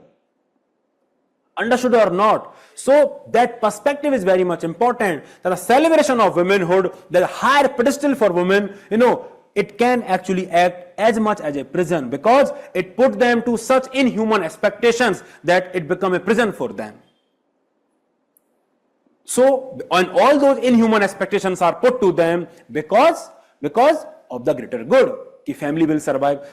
Often, mostly father, most of the fathers, they will say, how many fathers have actually courage if suppose there is some lot of differences are there between husband and wife, and even after domestic violence is there, everything is there. Basically, the relationship is not working. It is so much incompatibility is there. Husband is beating the wife almost on a daily basis. Then how many fathers in India, would say to their daughter that, "Beti, please come home. I will take care of you." They will not say. They will rather say that, "Please endure this. You have to endure this for the sake of your family." Understood or not? So, basically in the name of greater good, again, the individual human right, the individual human dignity is suppressed. So, in that context, this is saying that at times it is better that we take care of ourselves. At times it is better. Ethical egoism asks you not to become selfish, but to take care of yourself while you are doing things for greater good. And that is the ethical side of egoism. Understood or not? That not always we have to act for the greater good, like we have to sacrifice everything individually. It is talking about that we cannot justify it, so many wrong at individual level in the name of greater good all the time. And that is a perspective of ethical egoism.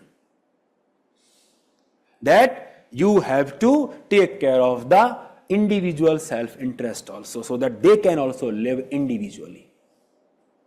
Understood or not? Because in the name of greater good, you talk about colonialism.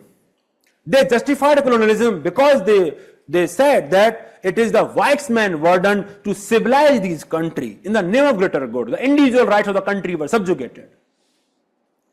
They subjugated blacks because they believed that the whites are more intellectually superior and they can decide what is right for the blacks. So this paternalistic attitude, it has to be shunned. Because in the name of greater good, so many wrongs have been justified. I gave you the example of Germany, Nazi Germany. Understood or not? So in that context, ethical egoism is necessary. So if my dear students, if I give you, this is a question from the UPSC only, बहुत ध्यान से सुनिए, the good of the individual is contained in the good of society. The good of the individual is contained in the good of the society. It's a question of UPSC. I don't know if you have seen that question or not. So while you answer this question, of course, we will discuss from this perspective that there is a lot of alignment is there when we are talking about individual self-interest and the societal interest. You talk about all the concept of justice, all the concept of environmental sustainability, because society will be sustainable, individual will be sustainable and everything. Of course, we can discuss that. All those things we have discussed already in the context of consequence of individualism, individual and society. That how good for individual will lead to the good for society. Understood or not? Sorry, good of the individual is contained in the good of society only. Basically, it is asking you that you go beyond yourself and act in a way that benefits society. That is what it is asking you. So yes, there is a merit in that. Yes, there is a merit in that. And it can be used to justify land acquisition, it can be used to justify internet ban, all such cases that we have just discussed. But you have to criticize this statement by using this trend of ethical egoism that not always, we can use this as a euphemism to suppress individual rights. That is what you need to write as critical perspective in this question. And not many will write that because they lack the context of the application of this particular school of thought. They only see from the perspective of it is about self-interest only. No, my dear student, it is not just about self-interest. It is in the context of subjugation of individual rights that we have to talk about self-interest. So in this question, you can always give the critical angle that yes, good of the individual is contained in the good of society only, but in the name of good of society, individual rights should not be subjugated all the time. Understood or not? And that is the perspective you can give. Understood or not? So ethical egoism, if we look at it from this perspective, that that the individuals have been subjugated for long because of so and so region, and that is why they also have to take care of themselves. One case study was there, not this year, last year. One case study was there. One lady, senior IAS officer, UPSC case study, and she was having 2 children, very young children, and her husband was working in an MNC. Radhika, yes, Radhika. She was there, and she was under tremendous pressure. She was an aspirational woman. She was chasing her dreams, and at the same time, she was managing her children. And her boss has given some additional work on the weekend, something like that. In that case study, you had to talk about that how Radhika has to take care of herself. How Radhika has to take care of herself, because ultimately it was leading to mental breakdown. So in the context of mental health crisis, in the context of all these support, you can always quote ethical egoism. The individual have to take care of themselves, ethical egoism. The word ethical is from that perspective that you don't become selfish. And of course, the demerit is obviously that if all of us start thinking very individualistically, then the societal objective may not be aligned. Understood? Land acquisition and everything are the example of that. Example is simply that when you become very much individualistic in your nature, very much individualistic, that you are not even thinking about nation, society and everything, that everything you are judging from the perspective of yourself only, that is the criticism of ethical egoism.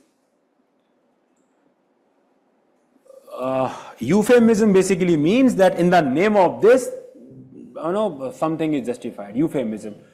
Just like Hitler used to justify that for rebirth of Germany, it is important to kill Jews. So the killing of Jews, was justified in the name of rebirth of Germany.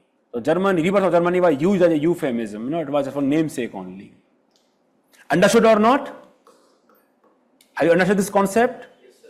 Now will you apply it whenever you are solving the answers which are dealing around the individual human rights? Okay, so ethical altruism is basically, it believes in some sort of mysticism. Romanticism is there, that idealism is there, that the action is ethical, if it promotes if it leads to the benefit of others, barring yourself. So it believes in you becoming an altruist person, a paropkari sort of person. A theory which prescribes that individual take action that have the best consequences for everyone except for himself. So basically, you are becoming like a saint, like Mother Teresa, that you are taking action, the consequence, are very good for everyone except for yourself. Then as per this person, this action is ethical. And of course, as you can see, this is belief in some sort of mysticism, that that people will become non-rational. They will not think logically, and they will do something that will harm them but benefit others. So that is a criticism that is there of this school of thought. समझ में नहीं आया? Is it necessary that it is harmful for oneself?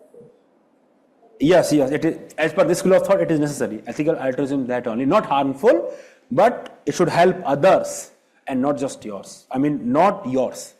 Paropkari. No, you are thinking from the perspective of others only all the time, not from the perspective of yourself. That is what it is saying. Understood?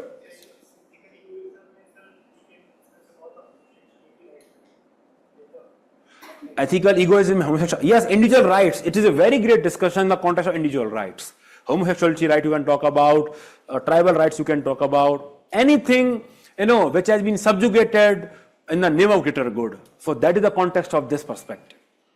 And you can add that perspective in your answer, and that is where you will gain those extra marks. In the question, the good of individual content, good of society, everybody talk from the perspective of utilitarian perspective only. Only very few individuals in the actual exam condition will talk from a perspective of ethical egoism. That it is not always true. We have to talk about individual self-interest also, because that also aligns with the, if we take care of the individual rights, then also societal interest will take care of itself. That perspective also you can discuss.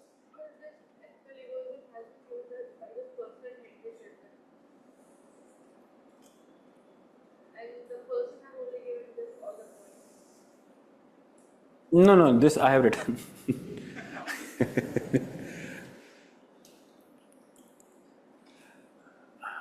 Okay, yes, Danveer Karn is an example of ethical altruism when he actually gave that his Kavach and Kundal away even when it was not benefiting himself. Yes, that is an example of ethical altruism. Huh? Okay. Sir, in work-life balance, if women start to focus on themselves and their work, they might start ignoring their family life. Will this be over-exaggeration of ethical egoism? And that is what I've written. Not always true. It has obvious demerit that it can make you individualistic in your perspective, and that is why this statement cannot be taken at face value. That is the obvious limitation that is there. But the point is, many of you will not take it the merit of this perspective. Usually we think in the ethics, when we are writing the answer, we think from the perspective of everyone, public interest, and we don't take care of the individual self-interest in our answers when we are writing the answer. And that is why when we look at this, we look at this from the perspective of negativity, that this is actually asking people to become selfish in nature, something like that. I gave you the context where this is relevant, so that you can understand that this also has relevance in the discussion. Understood? Who say? Sucheta ji, understood? Understood, Sucheta ji? Okay, you please note it now. Hand that rocks the cradle is the hand that rules the world. Yes. That was the essay topic. I have not discussed the essay. In the essay, you will talk about other aspect as well. basically mentorship. Gurus also have that role in terms of rocking the cradle. Non-rational rationals means that it is actually believing that you become illogical in a way that you are taking an action which is actually harming you, still you are doing it for others' benefit, because that is not what we actually believe, that is how individual will behave. Yes, it is promoting selflessness. Yes, Udit.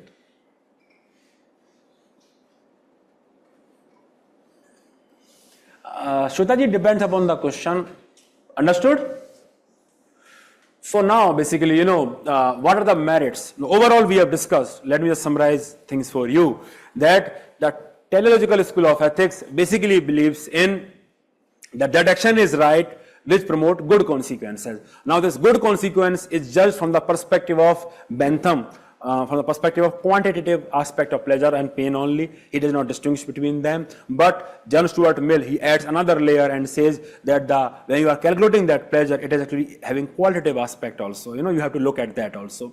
So basically, ultimately, utilitarianism is always about producing greatest happiness to the greatest number of people, and that action should derive net utility for you. That is what utilitarianism is all about. In the context of ethical egoism, we are talking about individual self-interest. That action is ethical if it is promoting individual self-interest. And in ethical altruism, the consequence should be right for others, accept yourself, and that action is ethical. Understood? Like firefighters, they are entering the building, so it may lead to the demise of that person because of the building may collapse. But that action will be termed ethical because this is what they are supposed to do, and they should do that action because it is helping others even at the cost of themselves. So that is an example of ethical altruism also. Understood? So now what are the merit? So one of the biggest demerit of categorical imperative was that it was focusing on means. It was making you duty bound without asking you to have a look at the end or the result.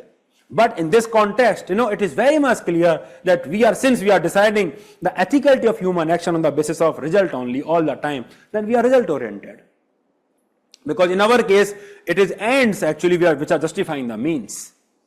So basically, yes, that is the biggest thing that is there. Ultimately, what we are doing is for the good end only. So at least we can be conscious of that. Ultimately, it is promoting the good end only. Understood?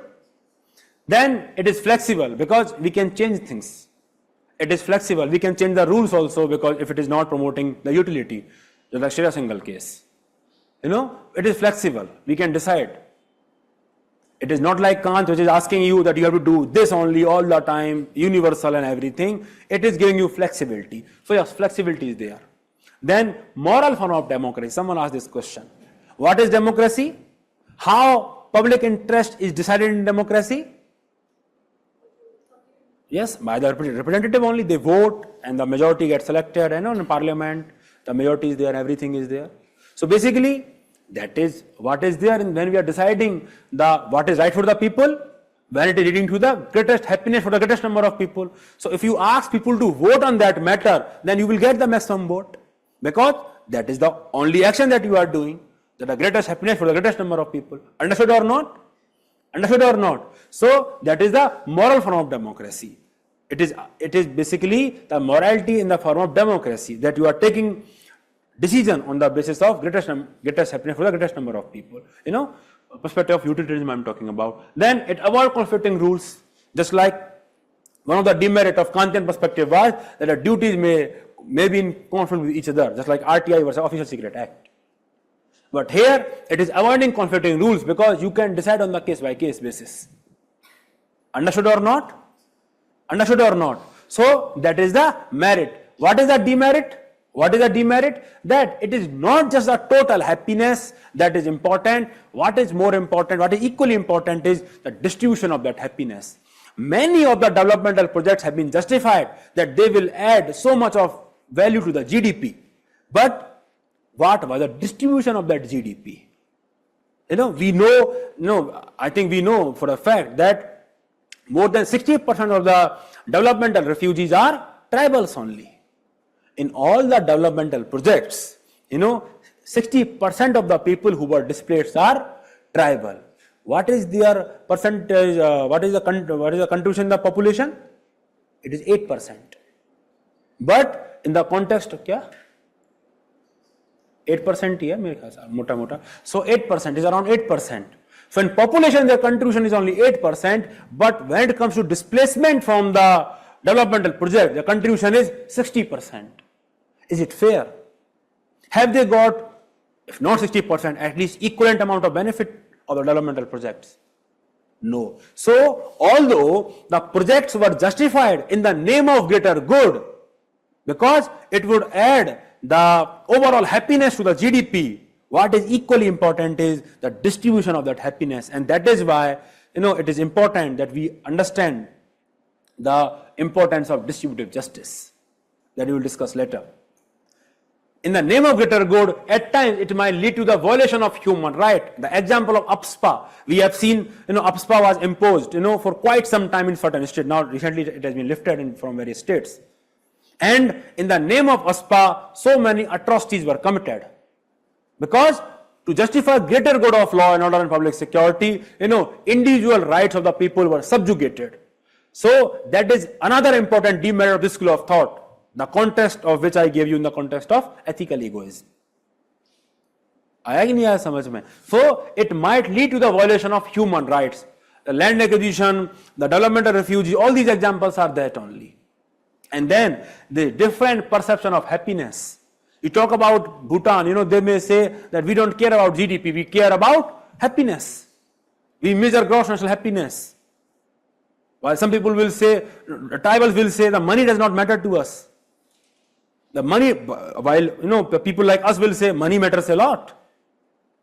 And it will give you so much of money, it will give you job, it will, you will live in fancy society and everything. They will say, no, we don't want that. We want to live in forest only. What will you do to that? Because how can you quantify that? How can you derive net benefit from that when there is no scale to compare? How can you compare the comfort of the tribals living in the forest, what they are getting, and the pain that they might get when they are living in isolated communities elsewhere? How can we compare that? So we cannot impose our perception on them. So the different perception of happiness, and that's the biggest demerit that is there. How can we take decision on the basis of others when we truly don't know what is their perception of happiness? And then it is difficult to measure happiness actually. And since it is so flexible, because we can decide on a case by case basis also, it can promote slippery slope. It can promote slippery slope because I give you the example. Suppose some heinous crime has happened, against women. Society is enraging, it is seething with anger. They want justice, immediate justice. And the police decide that it is a time for the car to topple, and they need to deliver swift justice. Suppose the police decide that. So when police is deciding that particular action, it may justify that in the name of greater good, that it will help society in the long run, that society will be satisfied that justice has been done. The victim's family will be satisfied that justice has been done. So they will justify that action in the name of greater good only, even though they are bypassing principle of natural justice and they are snatching the right of the accused that he will represent himself in the court of law, and they are indulging in this toppling of women, toppling of van, and killing that person. So basically, it may promote slippery slope. So now you have justified that action in the name of greater good. Later on, you may kill an innocent person, and say that we have solved the case, because that person will never get the opportunity to defend himself. So it may create slippery slope. Firstly, you are breaking the law, you are manipulating it because ostensibly you want to do something good. Later on, you will break the same law because you want to hide your inefficiency, because you are not able to solve the case. So you will find some scapegoat and you will just kill that person, and you will say that that person was was responsible for all of this, and since he has been killed now, who will represent that person? Understood or not? So this particular, all these sort of action, they run the risk of slippery slope. That is the standard demerit that is there of this particular school of thought, that is slippery slope. Understood? Online value understood. Now all of you can ask a doubt. The teleological school of ethics is over actually. Now all of you can ask doubt, if you want. पीछे वाला लिख लिया था ना? लिख लिया था ना इसके पहले वाला? अच्छा, merits. Is there any other doubt? Can motherhood penalty be an example of ethical? What is motherhood penalty? कोई term है ये? हाँ? Irresponsibility of child. Motherhood penalty. When a woman becomes a mother, she's finished in corporate sector because of her promotion. अच्छा, okay. No, how can this be an example of ethical altruism? This is the example of the violation of rights. Yes, custodial death, example of slippery slope only. Yes, if you are doing it willfully just to give a semblance of justice, it is an example of slippery slope only. Because later on, you will kill people simply. See, in second ARC, shall I discuss? डर लगने लग गया है मुझे. Okay, in second ARC, this line is if you read that report on police reforms, it talks about that the people at the lower level, the people who are who are investigating the case, they are not very much skilled. They are not equipped with the kind of skills that are necessary to investigate the case. And since they do not have the skills of negotiation, persuasion, eliciting truth out of the accused person, anything, so they resort to third degree measure only. So basically they are resorting to that measure to hide their inefficiency, to hide their skill, the lack of skill gap that is there. So custodial deaths, they can become euphemism for that only. At the semblance of it, yes, the justice has been done, but later the police officers can use it, to actually hide their inefficiency. So yes, it is an example of slippery slope only. And that is why in police reform, you always recommend, that investigation should be separated from all other police function, because it is a matter of specialization. You require lot many skills to crack a case. Lot of analytical skills are necessary to crack a case. So that is one important reform that is there in the police. All of you know the police reforms? Mota. Shall I discuss? नहीं, discuss नहीं करेंगे. Time चला जाएगा. चलो. So that example is there.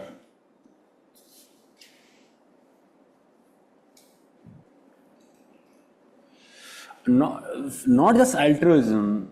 That can be an example of altruism, accident, UPSC, interview. It can be an example of altruism, but it's also an example of duty also, that the primary duty is that. We will discuss that case study from different perspectives. Yes, I will leave screen. Yes, Anjali, that is the exact case. The slippery slope, is an argument, where you justify something, the deviation from the rules in the name of greater good, ostensibly for the first time, but later on, since another code that you can write, if you do a sin once, it is easy to do it again. So if you break a rule once, it is easy to do it again. So later on, you will violate the same rule for your personal gains. Once you have done a fake encounter for ostensibly good reason, later on you will do it for your personal reasons. Yes, Surya Pratap, that can be an example of that.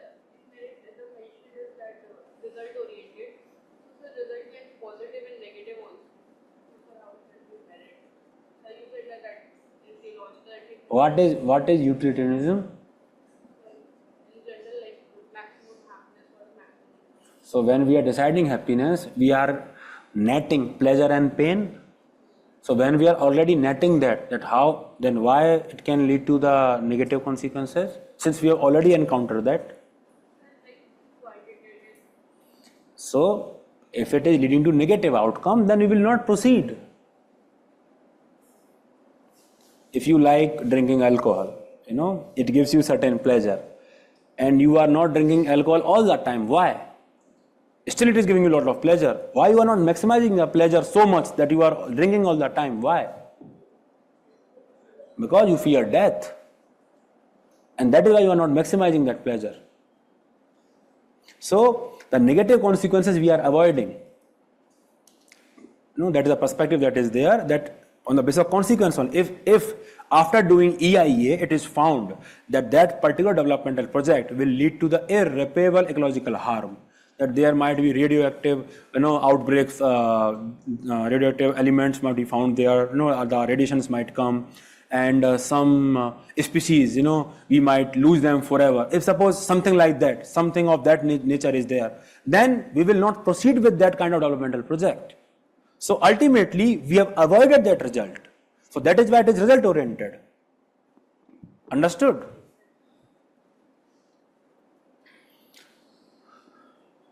हो गया? Yes. Any other doubt?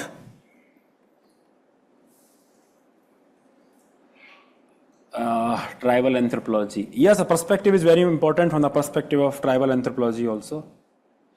Any other doubt online walo? Vishesh, any doubt? Have you understood the application of all these concepts? Because all the examples that I gave you are the theme of case studies only. They are the theme of case studies only, all the time. But sir, killing of Jews is a negative consequences. तो मैंने कब बोला positive consequence है? When did I say killing of Jews is a positive consequence? Kill the Jews? When did I say that? हर्षित मैंने कब बोला ये भगवान, ये लोग तो ऐसे मुझे वायरल कर देंगे ना, ऐसे काट के यहाँ से बीच से कि sir is saying killing of Jews is ethical. Court case होते रहेंगे मेरे ऊपर. Harshit ji, but sir it is justify by Hitler. तो भैया वो गलत था ना. अब आपके पापा आपको घर पे मार रहे हैं, बहुत बेहनता में मार रहे हैं. आपका यूपीएससी नहीं हुआ, सपोज नहीं होता है, और फिर आपको पापा आपको पकड़ पकड़ के मार रहे हैं, एकदम बोलेंगे मेरा पैसा बर्बाद कर दिया है इसने. तो पापा तो जस्टिफाई ऐसा करेंगे इसने पढ़ाई नहीं करी, वो ऐसा बोलेंगे आपको.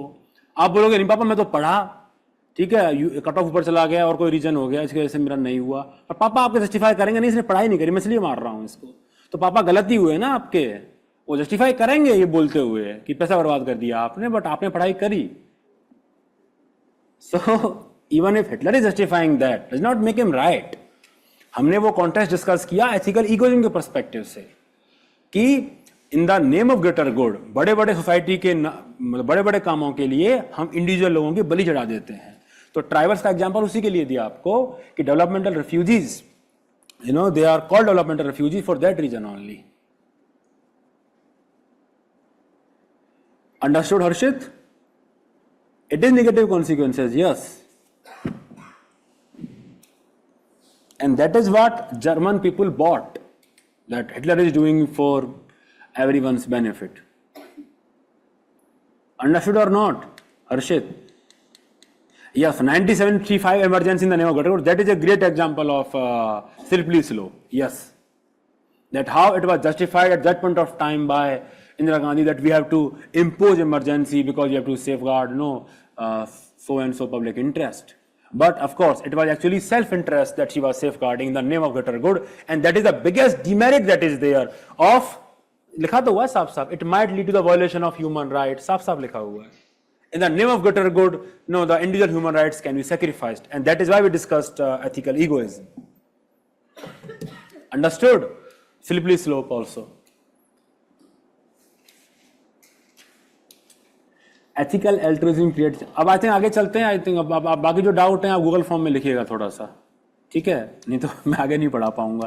ये बच्चे परेशान हो रहे हैं यहाँ पे. ओके, चलो आगे चलते हैं. Yes, so let us now move to next school of thought, that is virtue ethics.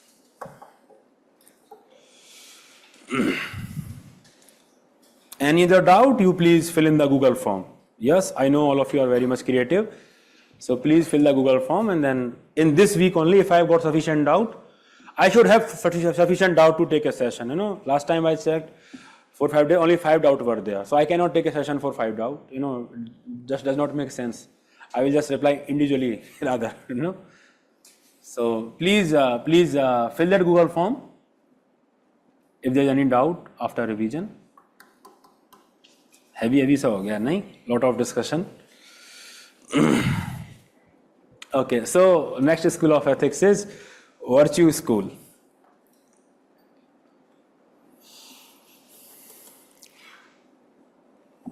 चलें. So we know already something about school of thought. Yes, what is it? What is it? Yes. So this school focuses on building the character of the person. You know, the action is considered ethical if it makes you a virtuous person, or you should do what virtuous person will do. So basically, in the context of the sand mining case study, if you are seeking transfer, then as per this school of thought, it is making you a coward. So now you will be criticizing that school. That is a challenge I have now actually. I have to work on this. I have to work on this, that how I can dumb down the concept further, you know, so that it does not become too heavy for you, that you feel like end ही कर दो. इससे अच्छा, इससे मैं क्यों आ गया इस UPSC की प्रिपरेशन में. मैं क्यों पढ़ रहा हूँ ethics. I don't know. June batch में तो ऐसा नहीं था. इस different. It is only you who is asking me to go to that depth, you know. Otherwise, you know, चीजें तो डिस्कस तो करी जा सकती है ना. इसके पहले आपको कांत के 3 ही चीजें पता होंगी. वही 3 लॉ मैं आपको 15 बार बोलता और आपको याद हो जाते, वो रट जाते. आपको लगता सर ने तो याद ही करा दिया क्लास में कतई. ठीक है. So but I think the subject demands application, you know. Ethical ego जो अभी आपको जो समझ में आया होगा, तो नाउ यू वुड नो कि कहाँ पे अप्लाई करना है. अब इसके पहले आप रटते हो उसको खाली, अब आपको पता चलेगा कहाँ अप्लाई. ऐसा मुझे लगता है. This is my belief. ठीक है. बिलीफ ओनली, मे और may not be true. That I believe that you apply that when you actually right the answer. ठीक है. At least some of you should be able to apply, if not all. Greatest happiness for the greatest good. Okay, so let us move to virtue ethics. शेर सुना देते हैं चलो आप इसी बात पे. ठीक है. माहौल बहुत हैवी सा हो गया है. ठीक है. पासबान समझते हैं आप. हिंदी में वर्ड इज देयर, पासबान. पासबान कौन होता है? पासबान नहीं समझते? चौकीदार. पासवान इज लाइक चौकीदार, you know, watchman. Paswan is like watchman. तो इकबाल सेज, ये उन लोगों के लिए एप्लीकेबल है जो बहुत ज़्यादा सीरियस ले लेते हैं सब चीज़ों को. ठीक है. वो हैवी जिनके लिए हो गया है. ठीक है. उन सब के लिए मजाक कर रहा हूँ भाई, वो राम मत मान लेना. सो अच्छा, इकबाल का शेर है. अच्छा है दिल के साथ रहे पासबान अक्ल. यू नो, दिल के साथ रहे पास, मतलब आपके दिल पे जो दिल की तमन्ना है उनके ऊपर अक्ल की पहरेदारी होनी चाहिए. पासबान अक्ल मतलब वो चौकीदार बन के बैठा रहे. अक्ल आपकी दिल के तमन्नाओं के ऊपर चौकीदार बन के बैठा रहे. तो अच्छा है दिल के साथ रहे पासबान अक्ल, लेकिन कभी कभी इसे तन्हा भी छोड़ दे. So at times you should just, you know, express yourself. You know, दिल को फॉलो कर लेना चाहिए कभी कभी. It is for them. Non-Hindi guys will panic. अरे भाई ये ना होगा मुझसे. इसका इंग्लिश ट्रांसलेशन कोई कर दो यार, मेरे पास की नहीं है. Okay. It is better that your heart is guarded, you know, all the time by your mind, your intellect, you know. That is what virtue ethics is also saying, you know. It is better that your heart is guided by the intellect, you know. But at times your intellect should allow your heart to take the decision freely, you know. वो हिंदी में बचपन में ना movie आती थी set max पे, English movie आती थी, तो हमने देखी स्पाइडरमैन की मूवी हिंदी में आ रही थी. तो उसमें उसके हिंदी ट्रांसलेशन थे, ए भाई बड़ा पाव देना. So just like the English translation, the Hindi translation ruined the essence of, you know, bada pav. Have you watched the English movie in Hindi translation? You know, the set max में आती थी बचपन में, तो बड़ा पाव देना Baidu, A Baidu. So they will say something in English and they say A Baidu. So they will ruin everything. So ऐसे, you know, certain things are more enjoyable in this form only, you know. Yes, ये ethical जो कुछ ही बोला मैं अपने लिए कर रहा हूँ. ठीक है. So basically when I met Ravindran sir, no, so he told me, Piyush, the Before that, I used to teach in Hindi only mostly in my early institutes. So Ravinder San said, sir, the Piyush, no, you have to teach in English only here because people are from South India and everything. I said, yes, sir, every academic part I will teach in English only. But sometimes I crack jokes, sometimes I say Shero Shairi, that will be in Hindi, So at times, because that will come in that form only, it will become difficult. Iqbal की आत्मा रो रही होगी मुझे भी ऐसा लगता है okay मुझे इंग्लिश के भी याद करने पड़ेंगे आई थिंक तो आगे चलते हैं वर्च्यू एथिक्स ठीक है तो at times you should just let things वो सुना दिया क्या मैंने वो क्या है मोहब्बत हैं क्या क्या क्या बोल रहे हैं सुना दिया तो गहराई प्यार क्या करना वो सुना दिया क्या नहीं सुनाया सुना दिया मेरे ख्याल से झूठ बोल रहे हो ना दोबारा नहीं सुना था मैं वो सुना दिया क्या मोहब्बत क्या मजा तो डूबने की कशमकश में है ये नहीं सुनाया अरे तुम बताओ केतन झूठ तो नहीं बोल रहे हैं सब हैं these guys are like 15 minute और ना एक शेर शायरी और सुना दो वो पहले ही एंड क्लास करने को बोल चुके हैं सो अरे सुनाया है यार मुझे क्यों लग रहा है कि मैंने नहीं सुना दिया है आपको नहीं सुनाया है so many of you have this anxiety whether you will get through this examination और नॉट मुझे तो लग रहा है मैंने सुना दिया है नहीं सुनाया ना आप थोड़ा लग रहा है सच बोल रही हैं for the first time in my class ठीक है सो many of you have so much of anxiety. It is very common actually that whether you will be getting through or not, and especially when the result is around, when the examination is around, whether it is prelims, mains, the months before that and everything, you have all this anxiety that whether we will be getting through or not because we don't know the outcome, what will happen, and that actually lead to foundation में सुनाया होगा that actually lead to so much of anxiety. So to all of you, this share, usually it was said by Kumar Ashwat in the context of Mohabbat Pyar, that when we are in this phase of in this journey of love, when we love someone, often one-sided, when we love someone, then we do all such things, to please that person, to get the consent, that yes, we'll be together and everything. And in that anticipation, we do so many good things. In that anticipation, we do so many good things, and because we don't know the outcome of the process, we don't know the outcome of that process. In that anticipation, we do so many good things, and that keep things, at times very good, very healthy for the relationship. So in that context, Kumar Ashwat says that मोहब्बत का मजा तो डूबने की कशमकश में है. So when you are in this journey of love, I think one of the important part that you can truly enjoy is that whether the relationship is going forward or not, so that anticipation of yes or no from the other person, that actually keep you grounded, and it make you do things very passionately and at times very silly also. Later you will laugh on them. So मोहब्बत का मजा तो डूबने की कशमकश में है जो मालूम हो गहराई तो दरिया पार क्या करना. So if you know beforehand that what is the outcome of this, that what is the utility of doing that. So similarly in the context of civil services, if you know beforehand that what is the outcome of this. Suppose ऐसा होता कि 1 lakh IAS बन रहे होते, then this exam, and this exam will not have the kind of charm that it has now because the selection ratio is very adverse. So that is what has made the success in this examination very glamorous because it is not easy. It is not very common.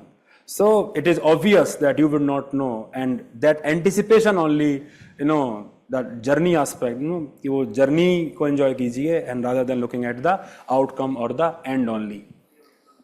Yes, deontological of ethics. After marriage, they laugh. Yes. My wife regrets actually that she said yes too often. too soon. That's what she said. She often rues this fact that she said yes too early. Because I'm like कि चुनाव जीतने के बाद प्रचार कौन करता है, so I stopped perhaps making efforts. I stopped making efforts, and because of that, she criticizes me for that. That time is taken by you only. You don't laugh, इसके अलावा कुछ और जिंदगी नहीं है मेरी. So it is that only. So that time is taken by you. So another share is coming now, another share is in this context. Usually अभी तो उतना pressure नहीं है, but in the period between prelims and mains, it is lot of work pressure is there because so many students are there, so many stories are there. The student story, there's so much of struggle is there with respect to student, and I also become part of that journey, and you also want to live that journey with the student because that is what that is what you look forward to every year. So usually in that time I don't usually have time for anything else, apart from the students only. Between prelims and main, those 3 months are super busy period of my life, of the entire year. So the share is that जिंदगी से बड़ी कोई सजा भी नहीं, जिंदगी से बड़ी कोई सजा भी नहीं, क्या जुर्म है पता भी नहीं. जिंदगी से बड़ी कोई सजा भी नहीं, क्या जुर्म है पता भी नहीं. खुद को इतने हिस्सों में बांट दिया हूँ, खुद को इतने हिस्सों में बांट दिया हूँ कि मेरे हिस्से में कुछ बचा ही नहीं. So ताली बजा दो एक बार. That is what I feel between that period between prelims and mains. And उसी समय वो बात आती है कि I said yes too soon. So that is how it is. So virtue ethics पे focus करते हैं. So virtue ethics, we know something about it already, that this school of thought actually talks about that we should focus on becoming a man of character, women of character also. That it focuses on, it believes that if you are a virtuous person, you will do the right thing only. Yes, this is what the school of thought believes, that you will do the right thing only. So the fundamental assumption is, if you know what is right, you will do what is right. That is the fundamental assumption. So this school of thought, all these scholars, the Greek scholars, Socrates, Plato, Aristotle, all these Greek scholars, they have certain fundamental common thoughts, amongst them. So we will discuss them first. So in that age, there was lot of influence of religion, lot of influence of church was there. If you have seen so many documentaries or so many serials, TV serials, you would see that many wrongs were justified in the name of religion only. People were not allowed to question things. Church and the religious orthodoxy, it was ruling the society. And because of that, so many problems were there, and so many wrongs were justified in the name of religion only, in the name of orthodoxy only. And people were not supposed to question things. Understood? So all these scholars, they believed that people are not doing what is right because they are under ignorance, because they don't know what is right for them. Just a minute, I'm not feeling well. They believe that people are not doing what is right because they don't know what is right, because they are under so much of ignorance, and because they are fed religious orthodoxy all the time. And because of this religious orthodoxy, because of all this superstition, they are committing so many wrong things because they don't know the right thing. So for them, the evil sprang from ignorance. People are doing evil because they don't have knowledge. And that is why they said that the only good is knowledge. Another essay topic. The only good is knowledge and the only evil is ignorance. That if you are because the fundamental assumption was that if you truly know things, if you are a knowledgeable person, then you will not do anything wrong. That is the assumption of the school of thought. And if I just give you a parallel example of Indian society, you talk about the Indian society in 19th century, where all these evils were justified in the name of religion. You talk about Sati Pratha, people were believing that Sati was right thing to do with all such pride, and women also they were believing that Sati is the right thing to do. And they believed in Sati because they were under ignorance, as if their religion is sanctioning Sati. So I am just giving you that parallel example. Similarly, in that Greek society also, people were believing in so many wrongs because they did not have right knowledge. That is the fundamental belief of this school of thought, that since people are ignorant, they are committing so many evils. Untouchability was justified because we believed that it is sanctioned by Vedas only, because we believed in purity and pollution principle. No one questioned Vedas. No one went and digged the Vedas actually whether it sanctions such untouchability or not. No one actually went and digged whether it actually sanctioned Sati Pratha or not, understood or not. So basically this school of thought is all about knowledge, that we have to build knowledge, because the only evil that is there is ignorance, and only good that is there is knowledge. If we are knowledgeable, then we will not do anything wrong. That is the assumption of the school of thought. And that is why to remove that cloud of ignorance, all these great people, all these Greek thinkers, they propounded that we should be having critical perspective. We should always question things. I am talking about a common aspect of all these things. We should question things. We should be objective. We should be rational. Understood? We should be rational. We should question things, and we should seek knowledge, because knowledge is ultimate truth. Knowledge is what we should seek in our life, and that will make us happy, because then we will know what is right and what is wrong. Understood or not? But the question is, how do we know? How do we actually arrive at the right knowledge? That's the question. How do we arrive at the right knowledge? Because the religion is telling you something, the society is telling you something, the church is telling you something, then how do you know what is the right thing to do? And in that context, Socrates gave his famous dialectic method that we all also know as Socratic method. And in that method, he talks about his dialectic perspective, that whenever you have any perspective, any thesis, you should question it. So any opinion is there, you should develop an antithesis to this. When you develop thesis and antithesis, you will see some contradictions.